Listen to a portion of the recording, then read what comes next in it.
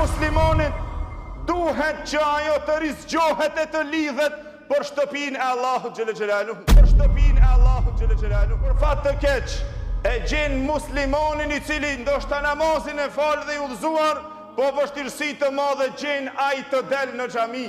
A kurse zemra e atij të cilën pejgamberi sallallahu alaihi wasallam e ceku që një ditë do strehohet nën hijen e krijuesit të tij në ditën kur nuk ka hije përpas hijes së tij, tha është ajo zemër e cila është e lidhur për shtëpiat e krijuesit të tij. Ajo është i lidhur fort ngushtë për xhamiat e Allahut xhelle xhelaluhu.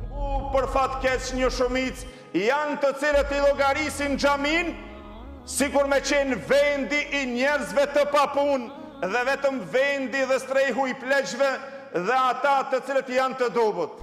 Sa prej njerëzve kalon për rreth xhamis dhe aja s'pak nuk e lakon kokën e tij dhe nuk e kthen kokën e tij nga xhamia e ta pyet vetveten e tij e të thot: a thua vallë se është ndërtuar kjo xhami? A thua vallë se është ndërtuar kjo xhami? Në fshatin ton, në vendin ton, kalon rreth xhamis, nuk e pyet vetveten ton dhe me thon: pse ekziston kjo xhami tashtu? Pse ekziston kjo xhami? Pse është ndërtuar kjo xhami tashtu? Pse është ndërtuar? Çka kërkohet për mua si musliman dhe çfarë obligimi kam ndaj kësaj xhamie?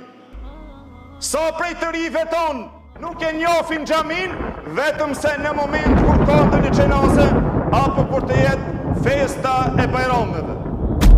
O vëllezër, ky hadith i pejgamberit sallallahu alaihi wasallam neve na bën me dije se zemra një muslimonit duhet që ajo të rizgjohet e të lidhet për shtëpinë e Allahut xhelle xhelaluhu. Për shtëpinë e Allahut xhelle xhelaluhu.